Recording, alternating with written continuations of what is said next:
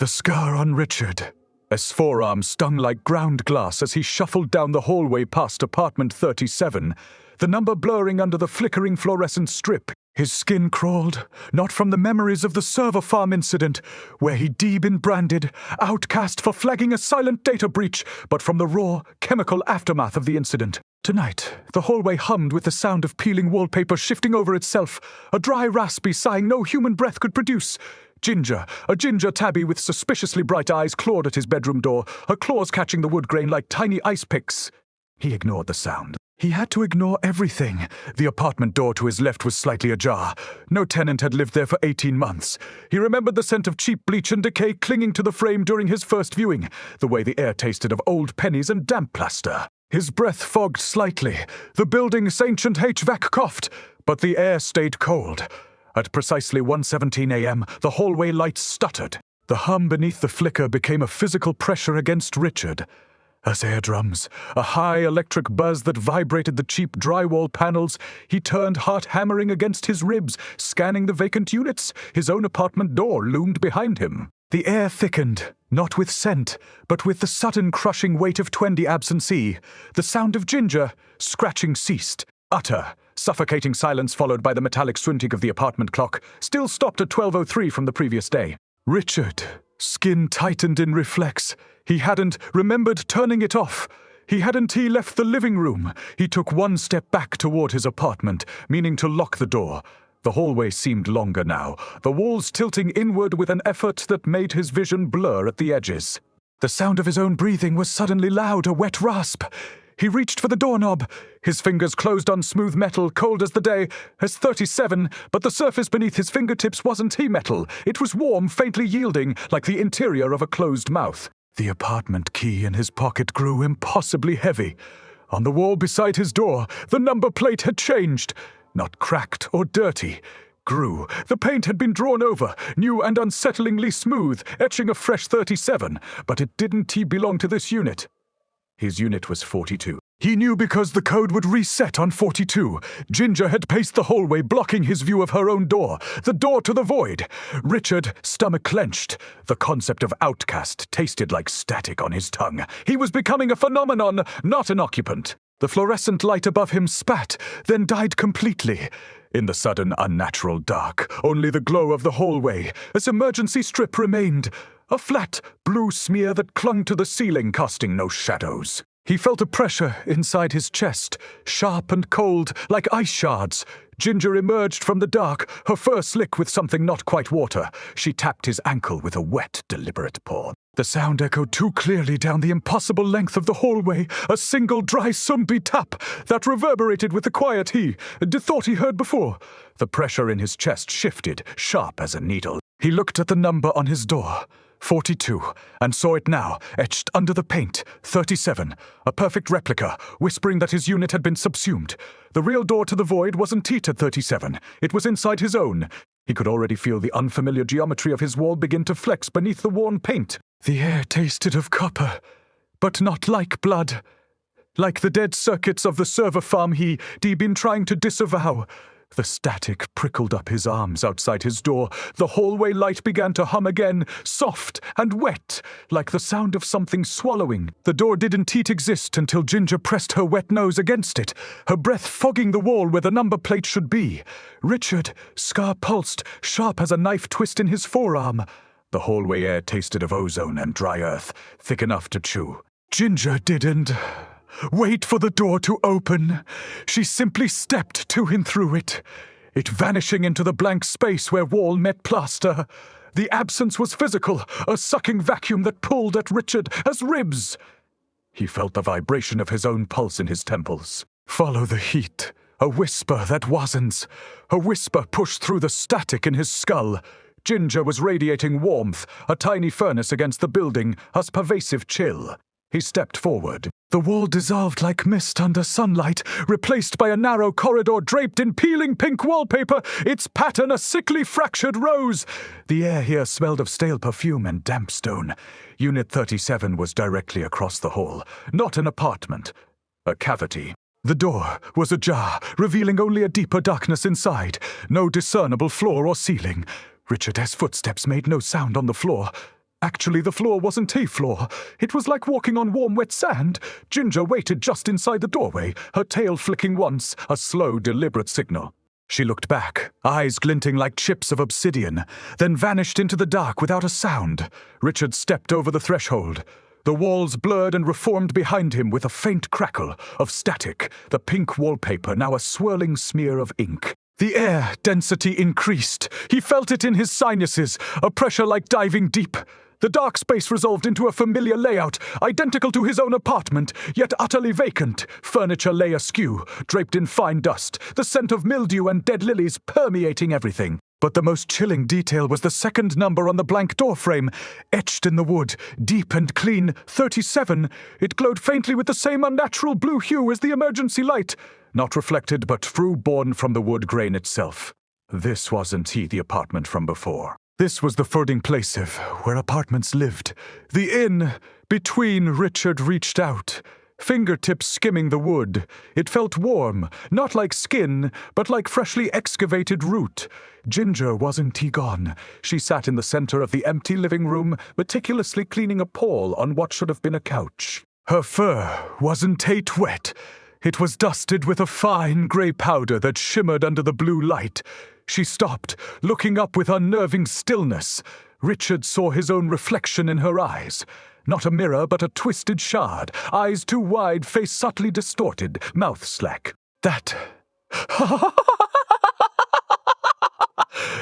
That tore the cut through him like a shard of glass. That seized the outcasts. The erased it. He took a step toward the false window where his own living room should be, only to find the wall had now become one long, smooth curve of the same glowing wood. The space behind him wasn't hallway anymore. It was third part of the cavity, the walls breathing softly inward. The door of 37, the sivey door to this void, stood opposite him. It had no handle, only a single deep groove in the wood, shaped like a cat's paw. The air tasted of rainwater on stone, the same as the server farm's floor where he knelt on the bloodstains. The static prickled louder now. Ginger flicked her tail toward the groove. Her warmth was coming from the heart of the cavity. Outside his own door, the real corridor flickered with the sound of dry paper tearing.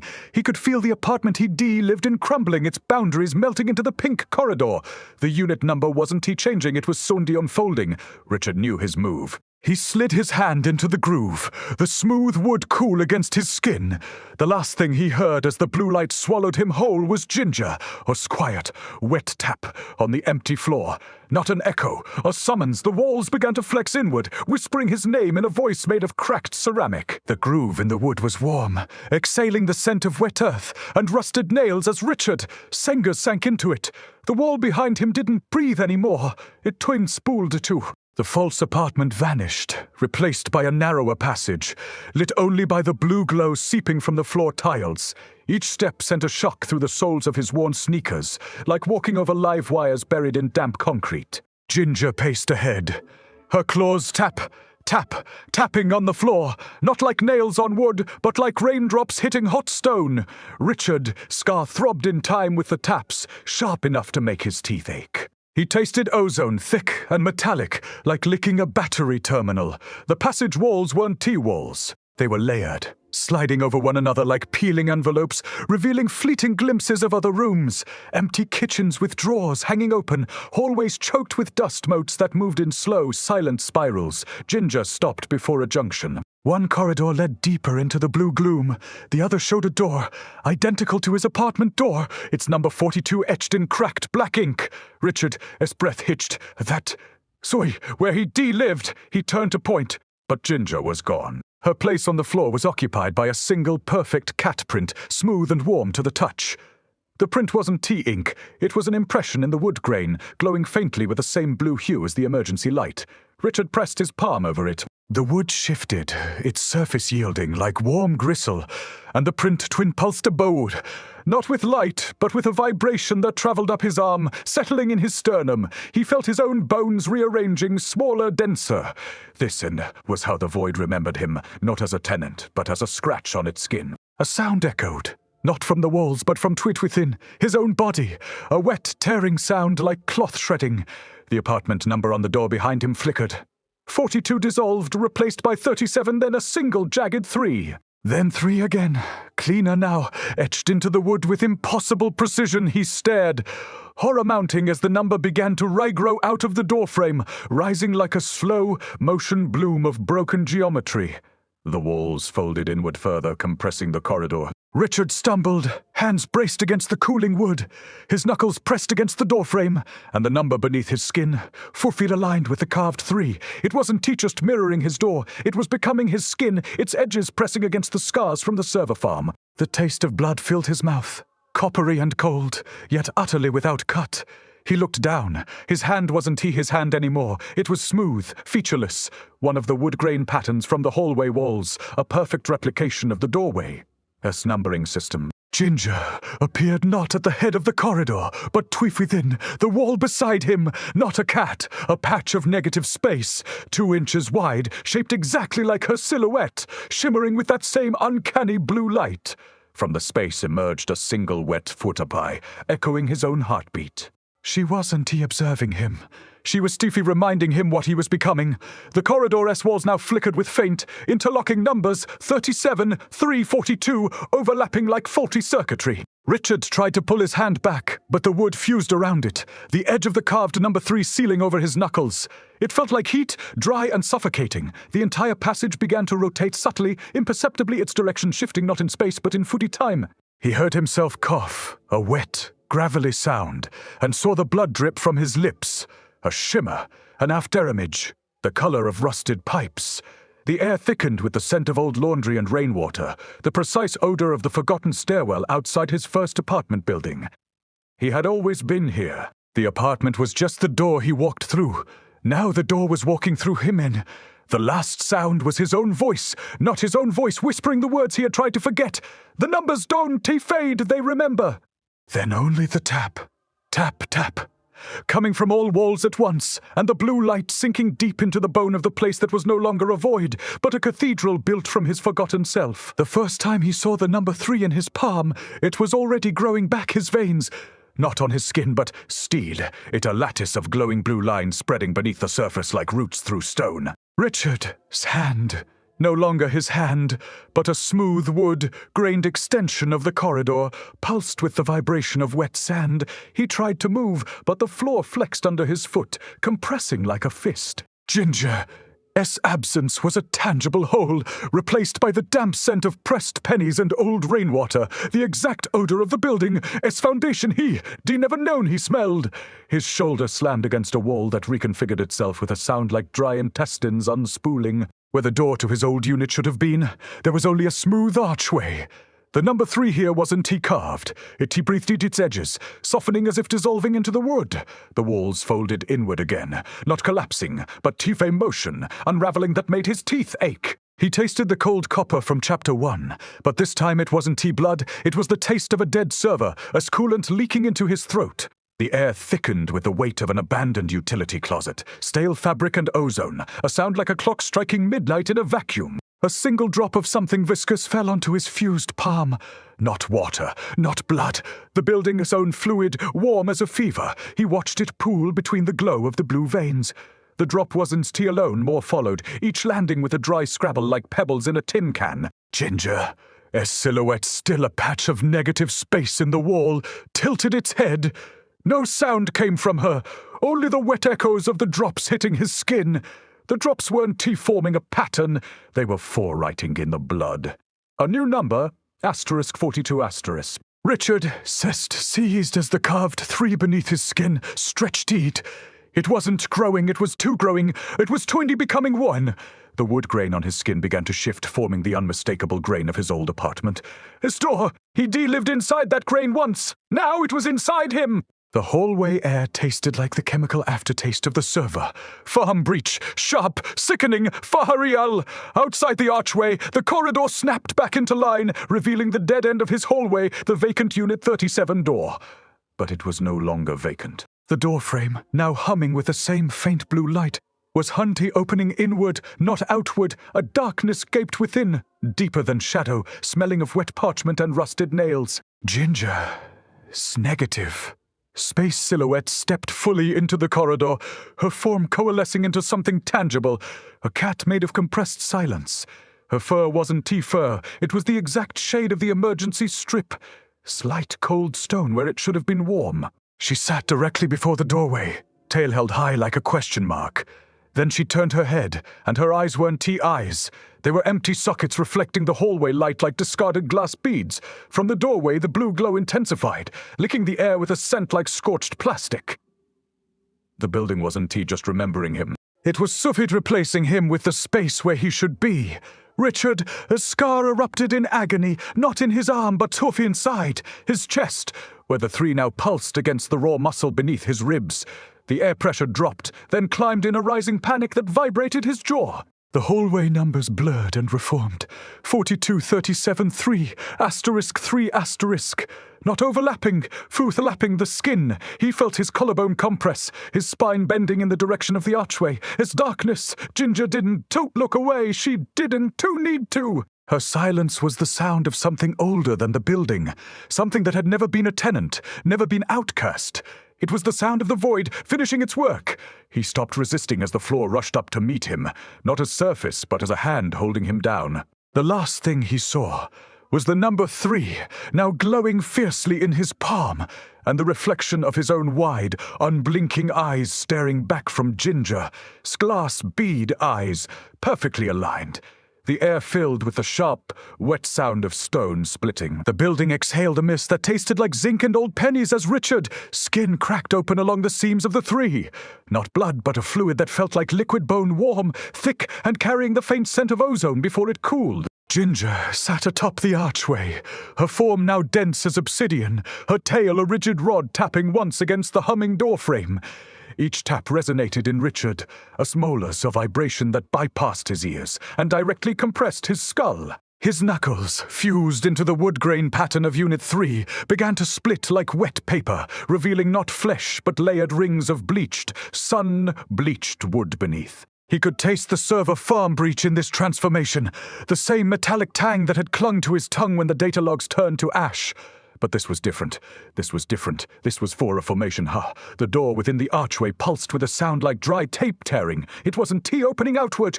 It was Soitin unraveling inward, revealing a space that held no shadows, only a seamless, featureless white void smelling faintly of chalk dust and wet stone. The void didn't feel empty. It felt 4D observant. Richard. Stone reflection flickered there, not in glass, but in the void itself. A flattened version of himself, its eyes devoid of light, only the perfect geometric contour of his face. His scar on the forearm dissolved entirely, replaced by a single newly etched 3. The pain was clinical, almost pleasant, like a surgeon, a scalpel finding exactly the right plane. Ginger padded down the archway, her paws not touching the floor but twirling, the wood grain intact where they stepped. She stopped inches from the void, tilted her head, and let loose a sound that wasn't tea noise but a pressure wave against Richard's chest, dry, deliberate, like a cat licking a stone. The sound echoed inside the 3 burning beneath his skin, triggering a cascade of fragmented sensory data, the sticky, sweet rot of a forgotten fruit in his apartment, a pantry, the gritty texture of peeling wallpaper against his back, the way sunlight used to cut through the blinds on Thursday mornings. All these memories weren't tea coming to him. They were being absorbed by the building, becoming part of the void's structure. The numbers weren't tea just appearing on walls anymore. They were being replaced inside him, folding his identity into the architecture. S-Rhythm, Unit 42 had been a placeholder. The void was his actual address. He tried to pull back, but the hallway walls began to warp around him, not bending, but compressing the air into a viscous density that made his breath shallow, each inhalation tasting like crushed asphalt. The reflection in the void shifted. Now it wore his vacant expression, the eyes completely dark. The number 3 pulsed stronger, rising beneath his skin like a heat rash. The air thickened until he could feel the absence of breath as a physical weight, and then the first snappy of his own right shoulder, bone sliding against bone with no muscle to cushion it. The void. S-edge flowed toward him with the soft, wet sound of a door closing on a tight seal. It wasn't tea inviting. It was Stoid claiming. Ginger stepped fully into the void. S-perimeter, her form dissolving into the white nothing. The last thing Richard saw was her tail disappearing, leaving behind a perfect glowing cat print on the floor. Then the void surged forward, not as a force, but as a forebreath of relief. It settled over his mouth, cool and silent, smelling exactly like the inside of a freezer, only without the cold. The last sensation before the white swallowed his vision was the realization, not with dread, but with cold certainty, that the floor beneath him had finally stopped being Foodhisi Foundation. It had been a foundation all along for something else, something that lived in the spaces between numbers. The apartment was never his. It was always Twither number and the number knew his name. The building didn't excrete him. It spooled him into the correct unit. Richard opened his eyes not to a void, but to a corridor identical to his old apartment hallway, yet smoother. The paint wasn't T-paint, it was solidified silence, cool and slightly yielding under his fingertips when he pressed a hand against it. The air tasted of overexposed film and chilled metal. The precise scent of a camera shutter clicking in a dark room. He was standing in his unit, 42. Yet the door was made of the same seamless, breathing wood as the corridor. The number 37 was carved into the wood frame where his 42 should be, pulsing faintly with the same light as the emergency strip, but older, deeper. It didn't bleed, it absorbed. His own name was becoming a shape in the wall. A sound came from the opposite side of the hallway. A dry, deliberate tap, tap, tap, like stones skipping across wet glass. Richard turned. Ginger stood in the middle of the floor where his living room should have been, but she wasn't made of fur or shadow anymore. She was formed from the exact shade of the building. S-core light, a patch of perfect negative space, surrounded by solid wood grain. Her form solidified as the tap, tap, tap echoed, each impact pressing against the floor like a wet stone. She looked at him, her eyes empty sockets reflecting the hallway. Faint glow. No need for sound, her presence was a pressure, a physical pull in the marrow of his bones where the number 3 had taken root. The void wasn't behind her, it twadwasi, her shape. He tried to speak, but his vocal cords felt fused to the architecture, vibrating at the same frequency as the tap, tap. A flood of sensory data overrode him. The gritty texture of dried wallpaper clinging to his cheek, the exact temperature of the building, a chill when it first sealed him into Unit 37. The way steam from the shower his first night had smelled like burnt plastic. The building wasn't just absorbing his memories. It was Siffy telling them through its walls, using his fear as mortar. Unit 42 wasn't his apartment, it was a container. The apartment was always the thither space between numbers S and he. Demon holding it open, Ginger took a single step forward. The hallway air thickened, not with weight, but with the scent of dry bone and graphite. The smell of pencil shavings on a newly emptied page. Her silence touched the number 3 beneath his skin, making it ripple with new clarity. He saw it now. The entire building wasn't a place of passage. It was a machine. The numbers weren't T-markers of location. They were Su-frequencies, vibrating at specific harmonics to maintain the structure. Outcasts weren't erased. They were Su-reconfigured. Their identities the perfect tuning point for the building S-equilibrium. The server farm breach hadn't branded him an outcast. It had hontured his discordant frequency. The building needed his particular unresolved resonance to stay whole. The reflection in the wood grain of his palm changed. Where it had been a smooth replica of the void, it now showed the apartment as it looked the day he moved in. The living room couch perfectly positioned, the dust motes in a slow sunlit spiral exactly where he first noticed them. His time memory was being remade, shaped to fit the architecture S-core frequency. The house wasn't haunted. It was Hindi assembled it, and every time it absorbed a dissonance, a tenant who didn't quite fit, it added a new layer to the building's true shape, erasing the old layers through slow internal decay. Ginger tilted her head, a movement sharp as a scalpel. The tap, tap, tap increased in tempo, pressing like a heartbeat against the wood. The building hummed in response, the vibration traveling up from the floor through the soles of his feet, up his legs into the cavity where his heart had been. The number 3 burned beneath his skin, not as pain, but as certainty. He was no longer losing himself to the void. He was becoming part of its skeleton. The hallway stretched, not in distance but in duration. He could feel the slow, steady collapse of time within the wall. Scrain.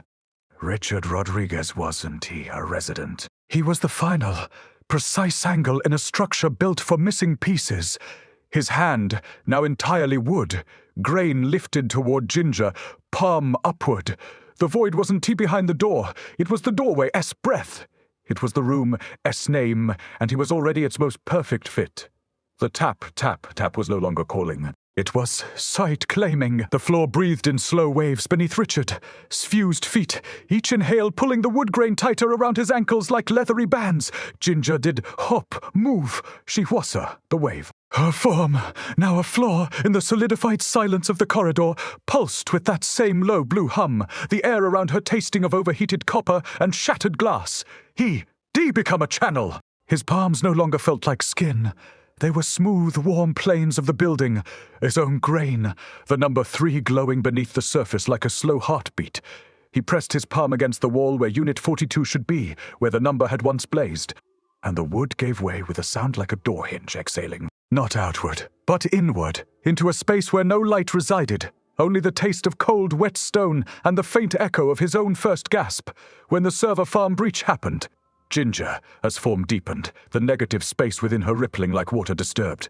She didn't need to speak. Her absence was the call. The tap, tap, tap resounded through the floor, not from her paws, but from the walls themselves, each strike vibrating the number 3 beneath Richard, his ribs until it felt less like a scar and more like a birthmark from another life.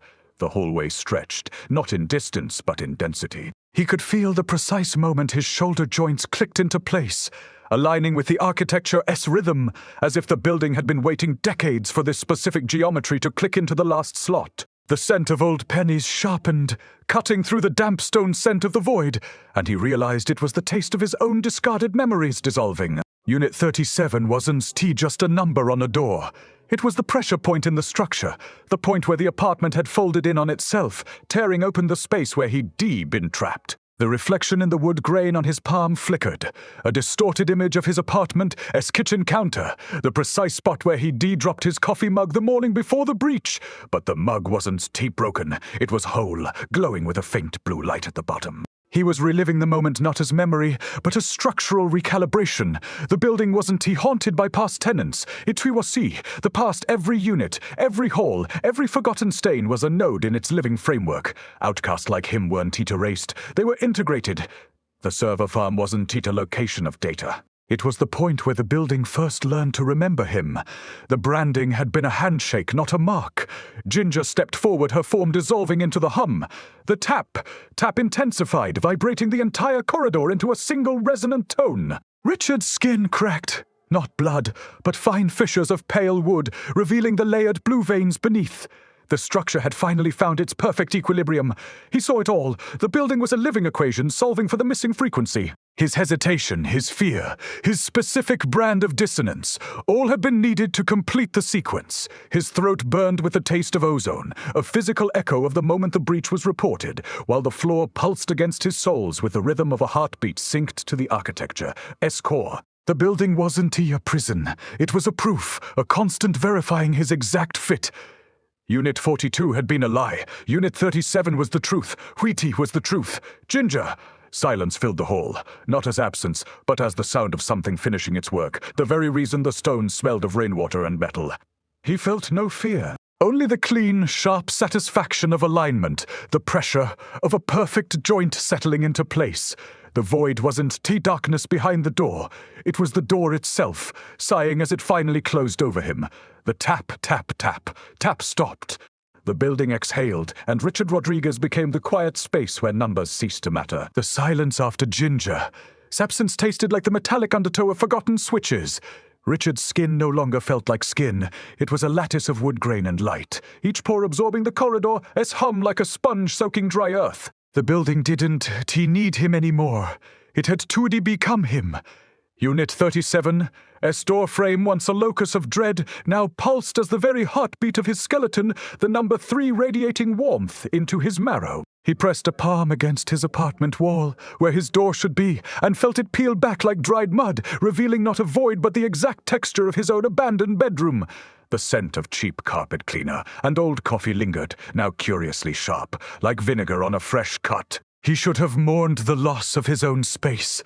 But the memory was already a blueprint being overwritten by structural certainty. His apartment wasn't gone. It had been integrated, smoothed into the building's new skin. Ginger was gone, not vanished. The negative space where she stood had settled into the corridor. His grain, leaving behind only a rhythmic pressure.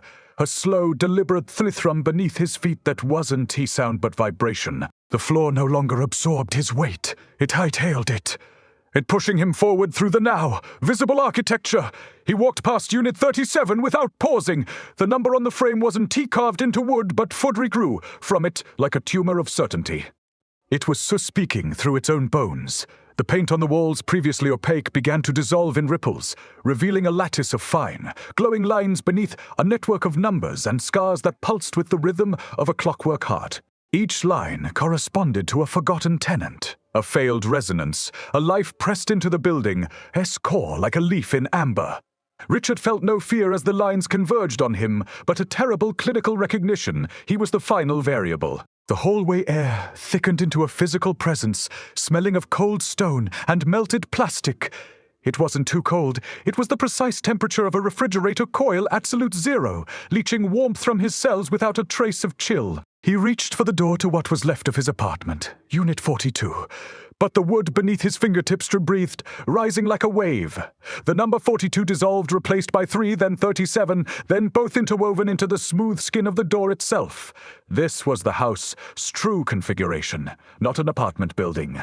A resonance chamber built to house discordant frequencies until they harmonized into perfect equilibrium. The server farm breach hadn't, too, been a mistake. It had been the tuning fork, striking the exact frequency that sent him sliding into Unit 37, the perfect corrective. Richard had always been an outcast in his own life. His career, his choices, his identity. Now, the building had used that dissonance to create something flawless. He was the harmonic point where all the breaks stopped.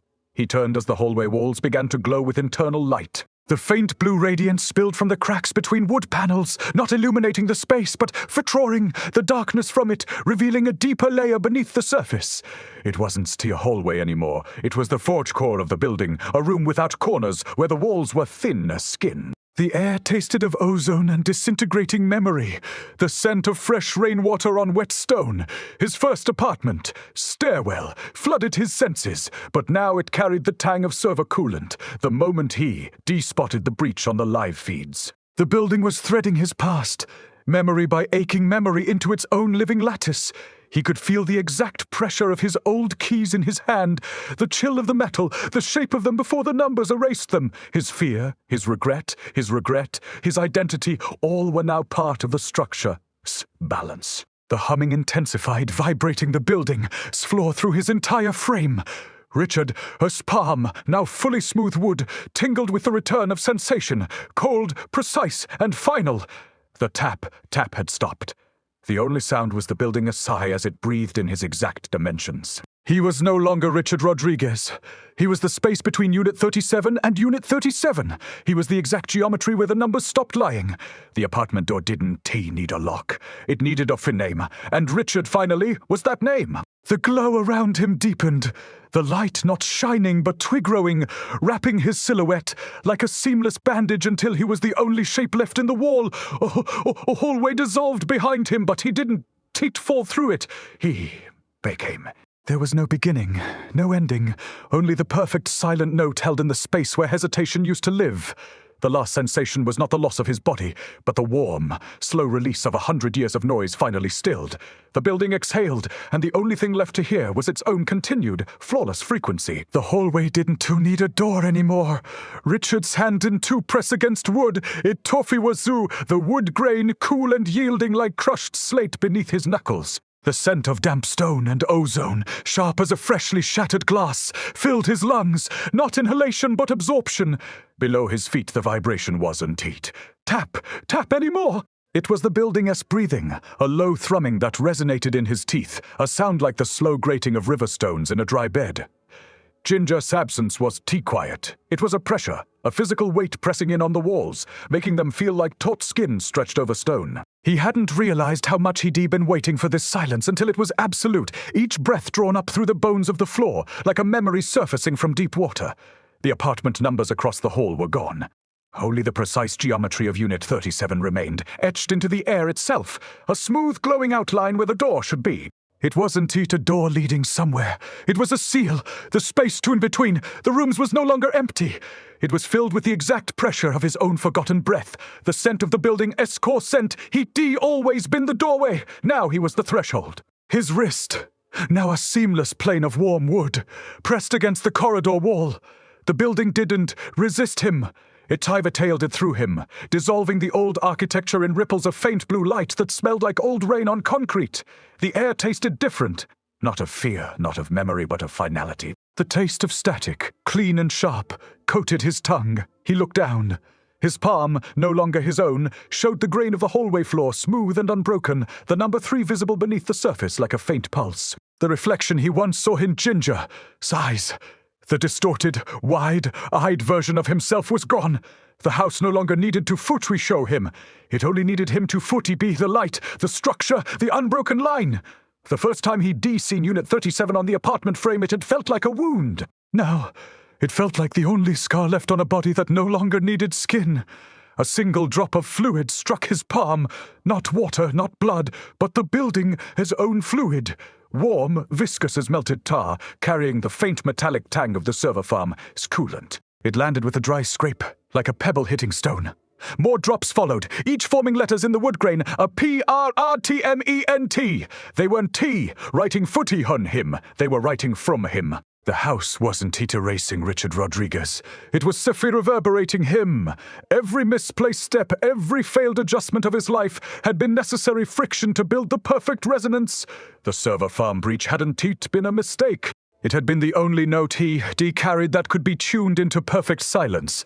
The scent of ozone deepened, sharp enough to make the back of his throat ache. As the final sequence resolved, the air thickened, not with weight, but with the sound of stone settling into a hollow space.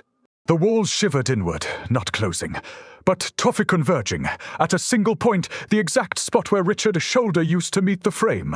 Now, where the joint should have been, there was only a smooth curve, warm and precise as a newly cut gem. He felt no dissonance, only the clean, sharp satisfaction of a seam perfectly aligned. The building had done its work. It had balanced itself with his specific, lingering dissonance. The void wasn't behind the door. It was the door closing, the room finally a room. The only sound left was the building's slow, steady sigh, rattling like dry bones in a quiet tomb, but deeper, older, finally matched. Richard Rodriguez was a tenant in the space. He was the space itself, complete, silent, and exact. The hallway stopped being a place. It became a function, and he was the perfect unhurried interval between heartbeats. The final note of his name was no longer spoken. It had become the air. The building breathed, and Richard was the only thing left to fill the silence it left behind. The building no longer breathed. It was the breath. Richard felt the last vestiges of bone melt into the lattice of Unit 37's core frequency. His skin, no longer skin, absorbed the scent of disintegrating circuit boards. A dry, acrid bite sharp enough to raise a sheen of sweat on the structure itself. The air tasted of overexposed film and the exact pressure of a misaligned server fan. Ginger was gone, not as a memory, but as a foundational vibration.